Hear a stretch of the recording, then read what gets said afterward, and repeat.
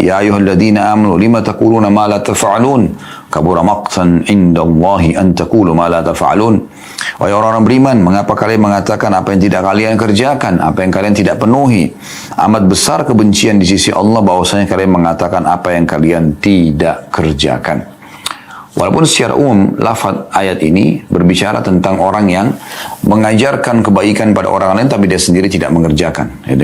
Tapi maksud dalamnya juga adalah orang-orang yang sudah berjanji lalu dia tidak memenuhi janji tersebut. Nah, ini harus hati-hati ya. Semoga Allah Subhanahu wa taala menjaga kita agar semua janji-janji kita bisa penuhi tentunya ya. Dan kita berharap Allah Subhanahu wa taala selalu ya menyelamatkan kita dari apapun yang bisa membuat kita dihisab nanti pada hari kiamat, dan Allah memenuhi sisa umur kita ini semua dengan ketaatan, kepatuhan kepadanya. Allahumma amin.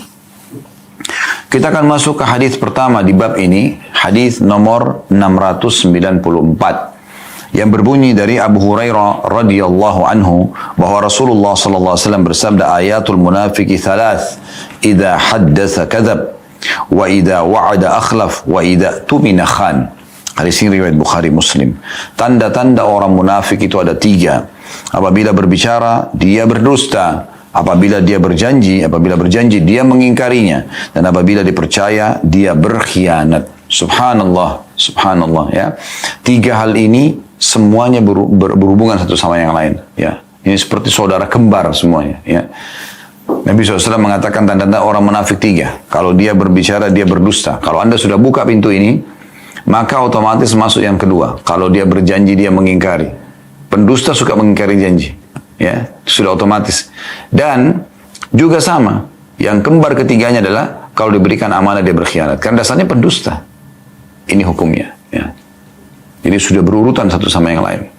Oleh karena itu teman-teman sekalian, 3 hal ini langsung digabungkan, dan Nabi SAW menyebutkan adalah ciri orang munafik, artinya orang mukmin harus jauh semua. Maknanya adalah berarti orang mukmin selalu kalau berkata walaupun pahit tapi jujur. Kemudian yang kedua, kalau dia berjanji, kalau orang jujur pasti kalau berjanji dia tepati. Seperti lawannya orang kalau berdosa. Dan yang ketiga adalah orang yang jujur pasti kalau diberikan amanah dia akan ya, jujur, dia akan amanah. Dia tidak akan berkhianat atau mengkhianatinya. Maka ini lafaz hadis yang sangat mulia dari baginda Nabi sallallahu alaihi wasallam yang harus kita perhatikan baik-baik ya. Dan ini hadis riwayat Bukhari Muslim. Masalah lafaz Imam Muslim di lembaran sebelahnya ada tambahannya wa in shama wa shalla wa za'ama annahu muslim. Meskipun dia berpuasa, dia sholat dan mengaku bahwasanya dia seorang muslim. Nah ini luar biasa ini ya, dalam sekali makna daripada hadis ini. Kita coba teman-teman sekalian korek ya lebih dalam tentang makna hadis ini. Namun tentunya kita akan kuatkan dulu dengan hadis yang kedua dalam bab kita. Hadis yang kedua ini saya langsung bacakan di bab ini urutan 695 dari awal belajar, dari Abdullah bin Amr bin As radhiyallahu anhuma bahwa Rasulullah sallallahu alaihi wasallam bersabda, arba'un man kunna fihi kana munafiqan khalisa wa man kanat fihi khaslatun minhunna kanat fihi khaslatun minan nifaqi hatta yada'aha. Idza tumina khan wa idza haddatha kadzab wa idza ahada ghadar wa idza khasama fajr. Hadis riwayat Bukhari Muslim. Terjemahannya, kata baginda Nabi SAW, ada 4 perkara yang barang siapa 4 perkara ini ada padanya, maka berarti dia adalah seorang munafik yang tulen. Dan barang siapa yang ada pada dirinya terdapat 1 perkara dari 4 hal yang disebutkan, maka pada dirinya terdapat 1 perkara dari kemunafikan atau ciri kemunafikan. Hingga dia meninggalkannya, yaitu apabila dipercaya dia berkhianat. Yang pertama. Yang kedua, apabila berbicara dia berdusta. Yang ketiga, apabila berjanji dia melanggarnya atau mengingkarinya. Yang keempat, apabila bertengkar dia curang atau berselisih dia curang.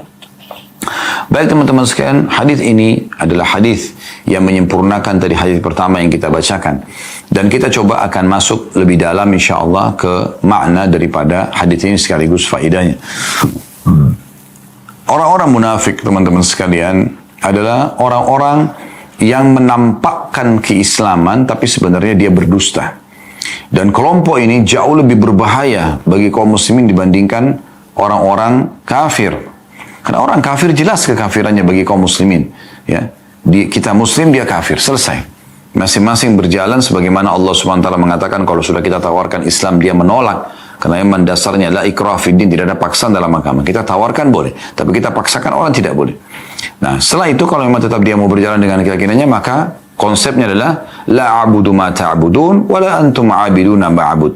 Saya tidak menyembah apa yang kalian sembah, saya tidak akan lakukan ritual yang kalian lakukan, dan kalian pun tidak perlu menyembah apa yang saya sembah. Dan di penutupan surah Allah mengatakan lakum dinukum waliyadin. Kalian punya agama, saya punya agama. Jadi nggak perlu kita terlibat dalam ritual-ritual orang non-muslim, kita bawa ke dalam masjid kita. Nggak penting. Dalam kehidupan sehari-hari. Nggak perlu. Jadi kan? Karena sudah jelas konsepnya. Allah Subhanahu Wa Taala melarang itu. Ya. Tidak perlu juga mereka melakukan ritual kita di tempat-tempat ibadah mereka. Tidak perlu. Jadi kan? Sudah masing-masing berjalan. Tidak ada masalah. Ini kalau orang kafir. Tapi permasalahannya adalah orang munafik. Dia bernama seperti nama umat Islam, berpakaian seperti umat Islam, ya, mungkin bersikap, ya, berperilaku seperti orang Muslim. Dan Allah Subhanahu Wa Taala sudah menggambarkan kalau mereka ini ada dan akan terus ada sampai menjelang hari kiamat nanti. Dimulai dari kehidupan Nabi Sallallahu Alaihi Wasallam, bagaimana di masa Nabi SAW pemimpin mereka bernama Abdullah, ya, bin Ubay bin Salul. Ini orang bernama Abdullah, hamba Allah, tapi kepala orang-orang munafik. Dan ini luar biasa gitu bagaimana kiprahnya, ya, dalam menyakiti Nabi SAW, menyebarkan isu-isu bohong, menghinakan kaum muslimin, ya, membuat makar, segala macam makar, ya, agar kaum muslimin tercelakakan, ya, seperti kasus pada saat dia menarik dan menggoda, mempengaruhi 300 pasukan muslim yang sudah bergabung di pasukan muslimin yang jumlahnya 700 jadi 1000 mereka di perang Uhud. Lalu dia pengaruhi supaya bisa kembali dan tidak mau ikut di sana untuk menjatuhkan semangat kaum muslimin. Dia berpikir begitu. Tapi sebenarnya yang terjadi adalah bagaimana Allah Subhanahu Wa Taala justru menyelamatkan pasukan muslimin dan mukminin pada saat itu dari mereka. Dengan mereka pulang, maka pasukan betul-betul termurnikan dari mereka. Tidak ada mereka di situ dan akhirnya kita, ya, hanya murni kaum mukminin yang betul-betul tulus beriman kepada Allah dan Rasul dan akhirnya berperang juga untuk agama Allah. Bagaimana juga dia menjadi pemicu berita tentang akan mengeluarkan dan mengusir, ya, kaum muslimin termasuk Nabi SAW dari Madinah. Dan dia mengatakan kepada kaumnya, ya, suku Khazraj di Madinah pada saat itu, kalian yang telah memberikan dan mengenyangkan perut-perut mereka, memberikan harta kalian, rumah kalian, gitu kan. Sungguh nanti kalau kami tiba di Madinah, kami akan mengeluarkan orang-orang yang terhina itu dari Madinah. Maka ini lafadznya adalah ingin mengusir muhajirin termasuk Nabi SAW dari Madinah. Akhirnya membuat para sahabat pada saat itu marah dengan dia, gitu kan. Karena ini membawa panggilan-panggilan jahiliyah. Tapi Allah SWT bongkar kedoknya. Ada di zaman Nabi SAW. Dia menyebarkan isu tentang ifk. Bahwasanya Aisyah radhiyallahu anha ummul mukminin, wanita yang suci dan mulia, yang Allah turunkan pembelaannya dari langit sana. Surah An-Nur membela bahwasanya dia tidak berzina dan kesucian dia terjaga. Radhiyallahu anha, gitu kan? Kekasih Nabi SAW yang mulia. Maka dia menyebarkan dan sempat menjadi heboh, ya, kondisi dan keadaan pada saat itu betul-betul membuat kaum muslimin bingung, ya, dan wahyu sempat terputus beberapa waktu sampai turun ayat-ayat Al-Quran yang mengingatkan Nabi SAW dan mengingatkan muslimin untuk hati-hati dari informasi seperti ini. Dan puncaknya pada saat dia meninggal, ya, akhirnya Allah Subhanahu Wa Taala melarang baginda Nabi SAW menyolati jenazah kaum munafik dan juga berdiri di kuburannya untuk menziarahi kuburannya untuk mendoakan mereka. Ini luar biasa ini, ya. Itu yang harus hati-hati. Itu di masa Nabi SAW. Dan itu akan terus ada. Kalau di masa Nabi SAW ada, maka akan terus ada.